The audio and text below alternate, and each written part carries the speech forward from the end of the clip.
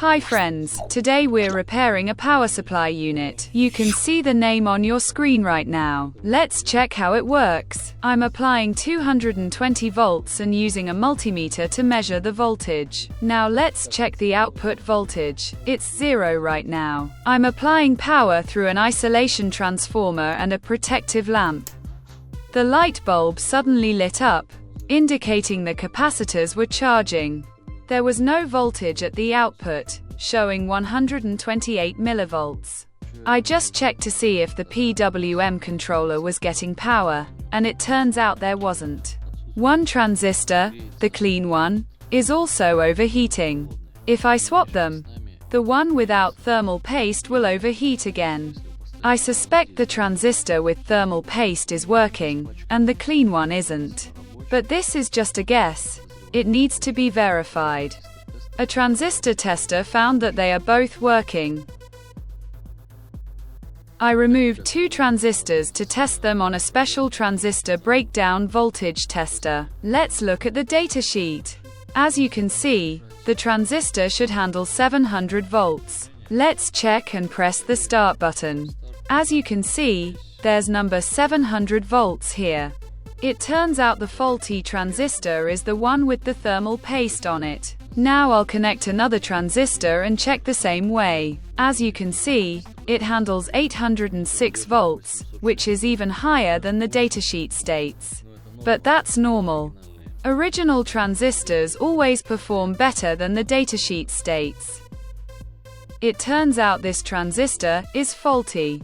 It needs to be replaced. I received new transistors. Let's check the original one first.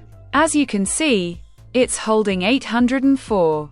Now I'll check the new ones. They're showing 845, which is even better. And let's check the faulty one again. As you can see, it's not holding voltage. Now I'll install these 2 transistors and start up the power supply. As you can see, the power supply indicator has turned green. Now I'll assemble the power supply into a case and check its output voltage. I've connected to the PWM controller, its output, and I want to see what signal is coming out of the PWM controller. Here's the circuit diagram for this PWM controller, and its output goes to pins C1 and C1. The PWM controller turns on 2 transistors, which then creates a pulsed voltage on the transformer, which is then rectified using 2 diodes. Now I'll measure the signal at the PWM controller output. I've connected the oscilloscope, and let's see what it shows. I'll set it up now. As you can see, the frequency is 30 kHz. Let me turn the power supply off and on again. And we see that the amplitude changes after turning it on. It goes into minimum operation mode, idle, and now I'll try loading the power supply with a light bulb. Now we'll see if the signal duty cycle changes. As you can see, when a load is applied, the PWM controller reacts and changes the duty cycle. Let's take another look.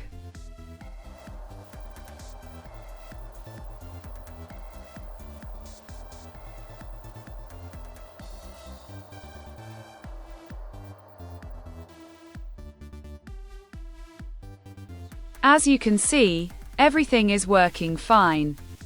And the PWM controller changes its duty cycle under load. Our power supply is operating normally. Idle power consumption is minimal. And the onboard indicators are working. We've checked the transistor temperatures, and there are no signs of them. All that's left is to assemble the power supply into the case. And I think that's all there is to it. Now for the final check. The fan has started and is cooling the power supply. The indicator is working, and we've seen the duty cycle. Another device repaired. Oh, and I wanted to show you the components I measured. Maybe someone will find them useful. I hope the video was helpful.